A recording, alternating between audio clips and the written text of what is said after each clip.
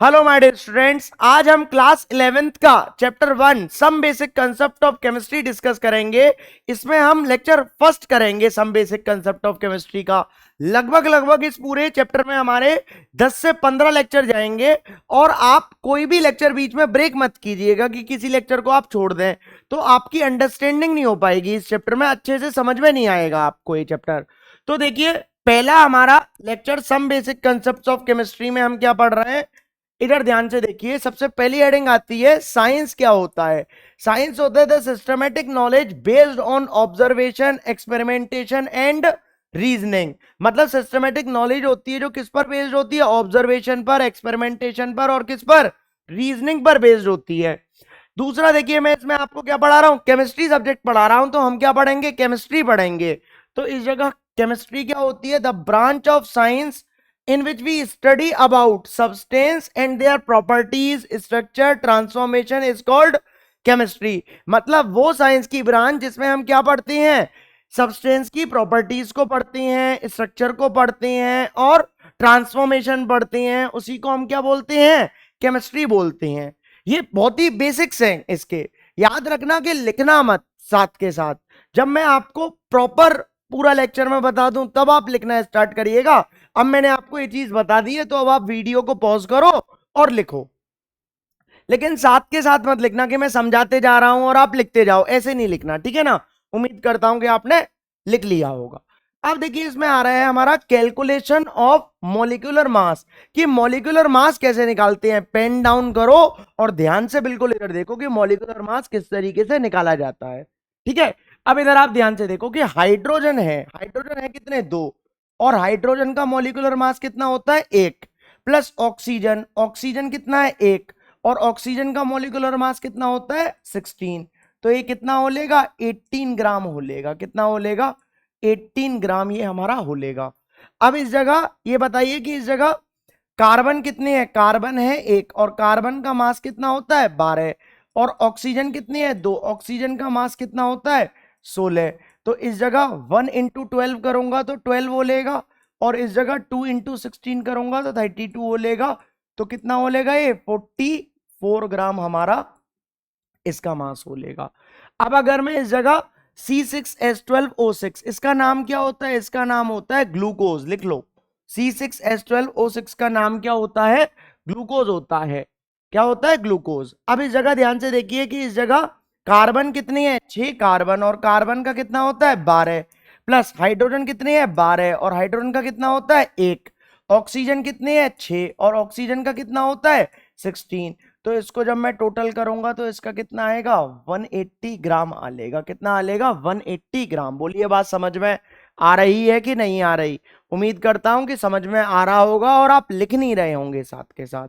लिखना नहीं है, जब मैं पूरा लिख दूंगा, पूरा समझा दूंगा, तब आपको लिखना स्टार्ट करना है। देखिए ध्यान से, नेक्स्ट है हमारा C12H22O11। ये क्या होता है, ये शुगर होता है। क्या होता है, शुगर, या फिर सुक्रोज भी बोल सकते हैं। तो कार्बन कितने हैं, 12, और कार्बन का मास कितना होता है, 12। हाइड्रोजन कितनी है, 22, और हाइड्रोजन का कितना होता है, एक होता है। ऑक्सीजन कितनी है, 11, और ऑक्सीजन का कितना होता है, 16। तो ये हमारा कितना हो लेगा, 342 ग्राम हो लेगा। कितना हो लेगा, 342 ग्राम। ऐसे ही हमारा आता है अमोनियम नाइट्रेट, NH4NO3। क्या होता है ये, अमोनियम नाइट्रेट होता है। अब इस जगह नाइट्रोजन का कितना है, नाइट्रोजन इस जगह एक है, और नाइट्रोजन का होता है 14, प्लस हाइड्रोजन 4 है, हाइड्रोजन का कितना होता है, एक। मास हाइड्रोजन का खुद का मास 1 होता है, ऐसे ही नाइट्रोजन का खुद का मास 14 होता है। ऐसे ही नाइट्रोजन अब कितने हैं, 1, और नाइट्रोजन का कितना होता है, 14, प्लस ऑक्सीजन कितनी है, 3, ऑक्सीजन का कितना होता है, 16 होता है। तो इसको जब मैं टोटल करूंगा तो इसका मेरा आएगा 80 ग्राम। कितना आ लेगा, 80 ग्राम आ लेगा। उम्मीद करता हूं कि मैथ से अब आप इसको नहीं कर पाओगे, तो फिर 11th स्टैंडर्ड में आना आपका बेकार है। अब ध्यान से इधर देखिए कि CH3COOH, आपने 10th में पढ़ा होगा। CH3COOH का नाम क्या होता है, एसिटिक एसिड। कैसेटिक एसिड, एसिटिक एसिड इसका नाम होता है CH3COOH का। अब इसमें कार्बन कितनी है हमारा, एक। अब कार्बन का डायरेक्ट लिख रहा हूं, कितना होता है, 12 होता है। हाइड्रोजन एक है, और 3, हाइड्रोजन का एक होता है और 3 है, तो इसका कितना हो लेगा, 3। फिर कार्बन का 12, ऑक्सीजन का 16, फिर ऑक्सीजन का 16 और फिर इसका एक हो लेता है। तो एसिटिक एसिड का हमारा इधर कितना हो लेगा 60 ग्राम इसका मास हो लेगा। कितना हो लेगा 60 ग्राम हो लेगा। ऐसे ही आता है NH2CONH2, इसका नाम कोई बताओ। NH2CONH2 का नाम क्या होता है? इसका नाम होता है यूरिया। क्या होता है? यूरिया। ये फर्स्ट ऑर्गेनिक कंपाउंड है। क्या है? फर्स्ट ऑर्गेनिक कंपाउंड है यूरिया।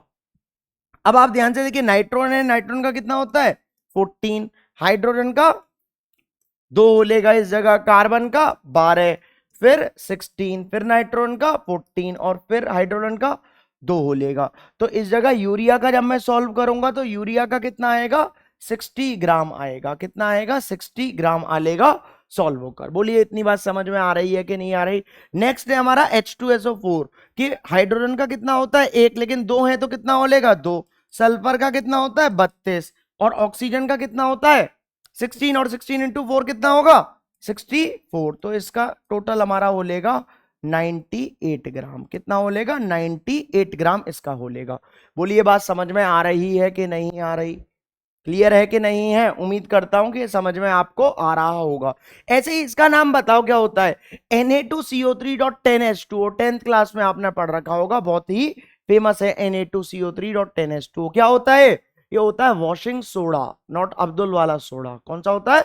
वॉशिंग सोडा होता है। तो इस जगह करूंगा तो इस जगह सोडियम कितने हैं 2, और सोडियम का कितना होता है 23, कार्बन का कितना होगा 12 और कार्बन 1 है, प्लस ऑक्सीजन 3 है, ऑक्सीजन का 16 होगा, फिर कितना है हमारा 10 H2O। तो 10 तो है और H2O का मैंने निकाल कर बताया कितना है 18 होता है। बोलिए इतनी बात समझ में आ रही है कि नहीं आ रही? तो इसको सॉल्व होकर हमारा इसका आएगा 106, तो इतने का हो लेगा, और इसका करूंगा 10 इंटू 18 तो 180, तो ये हमारा हो लेगा 286 ग्राम हो लेगा। कितना हो लेगा 286। बोलिए इतनी बात समझ में आ रही है कि नहीं आ रही? नेक्स्ट हमारा आता है कॉपर सल्फेट। कॉपर का कितना होता है? कॉपर का होता है 63.5 प्लस सल्फर का 32, ऑक्सीजन कितनी है 4 और कितना होता है 16 प्लस 5 और इसका कितना है 18 होता है। तो इसको सॉल्व करूंगा तो इसका मेरा आएगा सॉल्व होकर 249.5 ग्राम आलेगा। कितना आलेगा 249.5 ग्राम। ऐसे ही आता है CCl4 carbon tetra chloride. Copper sulphate का नाम इसका CuSO4.5H2 ब्लू विट्रॉल होता है। इसका नाम क्या होता है ब्लू विट्रॉल। ऐसे ही CCl4 कार्बन कितने हैं 12 और क्लोरीन 4 और क्लोरीन का 35.5 होता है। तो इसको सॉल्व होकर हमारा आएगा 154 ग्राम आलेगा। कितना आलेगा 154 ग्राम। बोलिए इतनी बात समझ में आ रही है कि नहीं आ रही? उम्मीद करता हूं कि आपको ये समझ में आ रहे होंगे। एक बार मैं इनके नाम बोल देता हूं। इसका नाम वाटर होता है, इसका नाम कार्बन डाइऑक्साइड, ग्लूकोज, और इसका नाम सुक्रोस या फिर शुगर, इसका नाम अमोनियम नाइट्रेट, एसिटिक एसिड या फिर इथेनोइक एसिड भी बोल सकता हूं उसको। इसका नाम क्या होता है यूरिया, इसका नाम सल्फ्यूरिक एसिड, इसका नाम वॉशिंग सोडा, इसका नाम ब्लू विट्रॉल और इसका नाम कार्बन टेट्राक्लोराइड या फिर टेट्राक्लोरोमीथेन होता है। अब वीडियो को पॉज करो और नोट करो। उम्मीद करता हूं कि आप इतनी देर से नोट नहीं करते जा रहे होंगे। अब आप नोट करोगे, ठीक है ना? पॉज कर आपने नोट कर लिया होगा।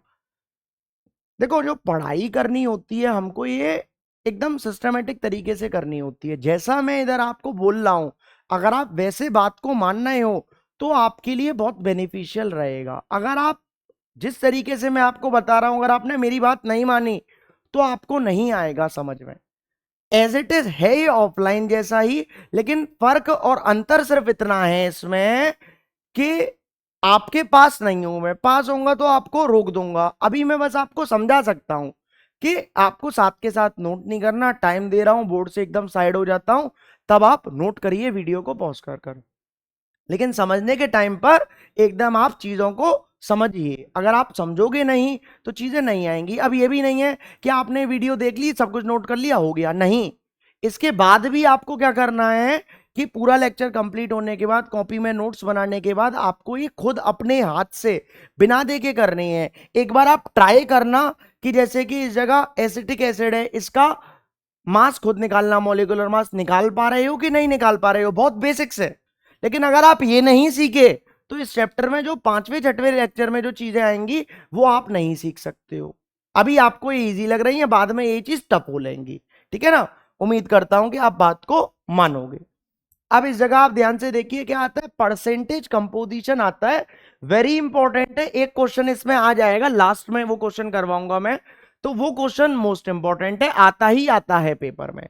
अब इधर आप ध्यान से देखिए, परसेंटेज कंपोजिशन क्या होता है?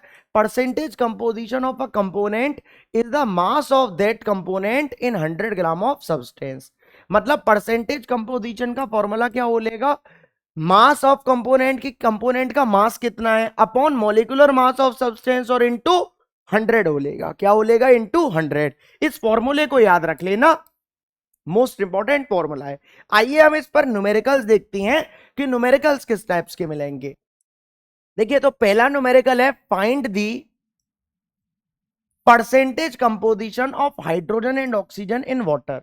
मतलब परसेंटेज कंपोजिशन बताना है किसका? हाइड्रोजन का और ऑक्सीजन का। और किसमें बताना है? पानी में बताना है।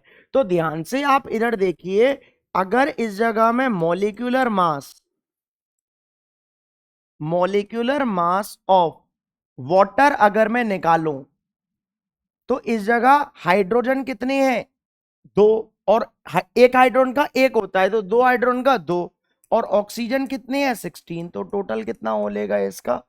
18 ग्राम हो लेगा। कितना हो लेगा? 18 ग्राम हो लेगा इसका। ऐसे ही अब मेरे को परसेंटेज बताना है, तो परसेंटेज ऑफ हाइड्रोजन। अब बताओ, इस पानी में हाइड्रोजन का मास कितना है? 2। 18 में कितना है? 2 है। और टोटल पानी का कितना है? 18। और इंटू कितना कर दूंगा? 100 कर दूंगा। तो इसको सॉल्व होकर मेरा इसका आंसर आ लेगा 11.11%। कितना आ लेगा? 11.11% आ लेगा। बोलिए क्लियर है? अब इसको मैं ऐसे तो सॉल्व नहीं करूंगा कि इसको 2 से 9 टाइम्स काटा, फिर 100 से इसको डिवाइड करूं। तो अब इस चीज को करना पॉसिबल नहीं है, याद रखना। 11th स्टैंडर्ड में हो, इतनी मैथ्स उम्मीद करता हूं कि आपको आती होगी। ठीक है ना? अब देखिए नेक्स्ट। नेक्स्ट हमारा आता है कि परसेंटेज ऑफ ऑक्सीजन बताना है। तो ऑक्सीजन की परसेंटेज कैसे बताऊंगा? ऑक्सीजन का H2 में मास कितना है? 16। और टोटल कितना है? 18। और इनटू कर दूंगा कितना? 100। तो इसको सॉल्व होकर मेरा आ लेगा 88.89%। कितना आ लेगा? 88.89%। अब आप चाहो तो ऐसे ना कर कर, तो 100 में से 11.11 को माइनस कर दो तो भी 88.89% आ जाएगा। बोलिए क्लियर है कि नहीं है? अब आप पॉज करिए और इसको नोट करिए। ऐसे ही उधर वाला भी नोट कर लिएगा, हो सकता है मैं भूल गया हूं, इसको भी नोट कर लो।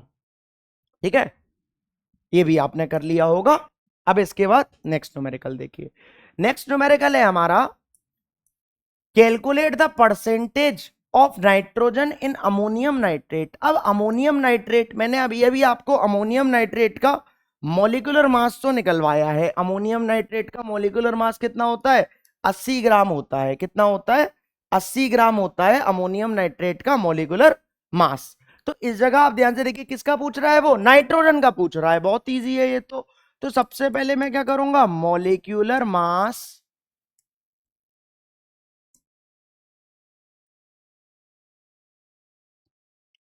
Of ammonium nitrate, direct formula लिखो।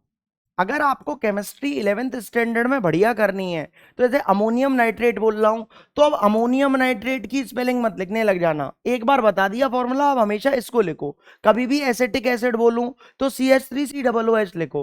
कभी भी सल्फ्यूरिक एसिड बोलूं तो H2SO4 लिखो, ना कि सल्फ्यूरिक एसिड की स्पेलिंग लिखो। ऐसे नहीं करना होता। केमिस्ट्री सीखने के लिए आपको केमिस्ट्री की लैंग्वेज यूज करनी पड़ेगी, तभी आपको केमिस्ट्री आएगी अच्छे से। क्योंकि ये अमोनियम नाइट्रेट थोड़ी पूछ रहा है 11th स्टैंडर्ड में, इसका क्या पूछेगा? मास पूछेगा। और किसी किसी को अगर अमोनियम नाइट्रेट का फॉर्मूला ही नहीं पता होगा तो मास तो और निकल गया, बिल्कुल नहीं निकलेगा। नहीं आ रही बात समझ में? उम्मीद करता हूं कि आ रही होगी। अब इस जगह इसका कितना होता है? नाइट्रोजन का 14, हाइड्रोजन का 4 हो लेगा, नाइट्रोजन का 14 और ऑक्सीजन का 48 हो लेगा। कितना आ लेगा ये? 80 ग्राम आ लेगा। कितना आ लेगा? 80 ग्राम। अब इस जगह क्या निकालना है, परसेंटेज निकालना है किसका, नाइट्रोजन का। तो परसेंटेज ऑफ नाइट्रोजन। अब नाइट्रोजन इधर कितना है, दो हैं, और दो नाइट्रोजन का कितना हो जाएगा 28। तो इस जगह 28 डिवाइडेड बाय 80 और इनटू 100। क्लियर है कि नहीं है, उम्मीद करता हूं कि समझ में आ रहा होगा। तो जब मैं इसको सॉल्व करूंगा तो इसको सॉल्व होकर हमारा आएगा 35% आ जाएगा। कितना आएगा 35%। अब इसको ऐसे नहीं बता सकता हूं कि मैं 0 से 0 को काटो फिर 2 के टेबल से कट करो, ऐसी मैथ्स नहीं सिखाता हूं, याद रखना, ठीक है ना। ये आपको खुद आनी चाहिए। वीडियो को पॉज करो और नोट करो। इधर देखिए नेक्स्ट क्वेश्चन। नेक्स्ट आता है हमारा, calculate the percentage of water of crystallisation in washing soda, not Abdul वाला सोडा। वॉशिंग सोडा का फॉर्मूला क्या होता है, वॉशिंग सोडा का फॉर्मूला होता है Na2CO3 डॉट 10H2O। क्या होता है, Na2CO3 डॉट 10H2O। और इसका आपको मॉलिक्यूलर मास मैंने बता दिया था, कितना बता दिया था, 286 बता दिया था। इधर देखिए 286 इसका मॉलिक्यूलर मास बताया था कि नहीं बताया था, ये बताया था इसका वॉशिंग सोडा का मॉलिक्यूलर मास 286। तो अब मैं इसको डायरेक्ट इधर यूज करूंगा वॉशिंग सोडा के मॉलिक्यूलर मास को। इधर देखिए निकाल कर ही दिखा देता हूं दूसरी बार, अगर कुछ बच्चे भूल गए हो तो molecular mass of washing soda, not Abdul वाला सोडा। तो इस जगह वॉशिंग सोडा का फॉर्मूला क्या होता है, Na2CO3.10H2O। तो दो हैं और 23 होता है, तो कितना हो लेगा 46। कार्बन का 12, ऑक्सीजन का 16 और ऑक्सीजन कितने हैं 3, तो कितना हो लेगा 48 प्लस 10 और H2O का 18 पता होना चाहिए। तो ये तो 106 हो लिया और 10 इंटू 18 180। तो 286 ग्राम इसका क्या आलेगा, मॉलिक्यूलर मास आलेगा। बोलिए बात समझ में आ रही है कि नहीं आ रही, क्लियर है कि नहीं है, ठीक है। अब वो क्या बोल रहा है, वाटर ऑफ क्रिस्टलाइजेशन बोल रहा है। वाटर ऑफ क्रिस्टलाइजेशन क्या है, जो ये है 10H2O, इसका बताना है। तो अगर इस जगह मैं लिखूं कि परसेंटेज ऑफ वाटर, तो पानी कितना है टोटल, पानी 180 है टोटल, कितना है 180, और टोटल इसका कितना है 286, और इनटू क्या कर दूंगा 100 कर दूंगा। तो इसको सॉल्व होकर हमारा आएगा 62.94%। बोलिए क्लियर है कि नहीं है, उम्मीद करता हूं कि आपको समझ में आ रहा होगा। क्लियर है कि नहीं है, क्लियर होना चाहिए। इधर देखिए नेक्स्ट, नेक्स्ट आता है हमारा वेरी इंपॉर्टेंट, याद रखना, very very very very very very very very very important. ये आपके फर्स्ट टर्म में आने की हाईली प्रोबेबिलिटी है, आपके एग्जाम में, याद रखना, बहुत ज्यादा हाईली प्रोबेबिलिटी है कि ये क्वेश्चन आपके पेपर में पूछा जाए। तो इसको थोड़ा सा अच्छे से करना। अब ध्यान से इधर देखिए कि क्या है, how much copper is obtained from 100 gram of copper sulphate. मतलब 100 ग्राम ऑफ कॉपर सल्फेट में से कितना हमारा कॉपर ऑब्टेन्ड होगा, how much copper is obtained, किसमें 100 ग्राम ऑफ कॉपर सल्फेट। अगर मैं अब इस जगह बोलूं कि molecular mass, molecular mass of copper sulphate CuSO4, copper sulphate का मॉलिक्यूलर मास कितना होता है, तो कॉपर का कितना होता है 63.5, सल्फर का 32 और ऑक्सीजन का 16। तो 16 इंटू 4 कितना हो लेगा 64 हो लेगा। तो इसको सॉल्व होकर हमारा आएगा 159.5 ग्राम। कितना आएगा 159.5 ग्राम इसको सॉल्व होकर आएगा। बोलिए इतनी बात समझ में आ रही है कि नहीं आ रही, इतना क्लियर होगा। अब इधर आप ध्यान से देखो कि 159 में हमारा कितना कॉपर है, 63.5 ग्राम कॉपर है, कितना है 63.5 ग्राम। तो इस जगह अगर मैं आपको लिखूं कि मास ऑफ कॉपर इन कितने में 159.5 ग्राम ऑफ कॉपर सल्फेट में, कितना मास है कॉपर का 63.5 ग्राम है, कितना है 63.5 ग्राम। अब वो कितने में पूछ रहा है 100 में पूछ रहा है, तो इसलिए मास ऑफ कॉपर मैं निकाल रहा हूं किसमें, इन 100 ग्राम ऑफ कॉपर सल्फेट में। तो किस तरीके से निकालूंगा कि 63.5 डिवाइडेड बाय 159.5 और इनटू क्या कर दूंगा, 100 कर दूंगा। क्या कर दूंगा, 100 कर दूंगा। तो इसको सॉल्व होकर हमारा आएगा 39.8 ग्राम। कितना आलेगा, 39.8 ग्राम आलेगा। बोलिए इतनी बात समझ में आ रही है कि नहीं आ रही, क्लियर है कि नहीं है? उम्मीद करता हूं कि इतना आपको समझ में आ रहा होगा। अगर इतना समझ में आया है तो आज के लिए इतना ही है। ये हमारा लेक्चर फर्स्ट था किसका, some basic concepts of chemistry का। इसके बाद हम क्या करेंगे, लेक्चर सेकंड करेंगे जो कल आपका अपलोड हो जाएगा।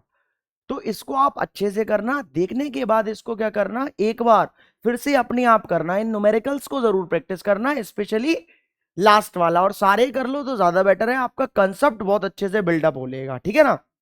तो अगर आपको अच्छा लगा हो तो वीडियो को ज्यादा से ज्यादा शेयर करिएगा, लाइक करिए और चैनल को सब्सक्राइब करिए, क्योंकि लाइक शेयर और सब्सक्राइब करने में आपका कुछ नहीं जाता और कुशाग्र सर को मोटिवेशन आता। That's it.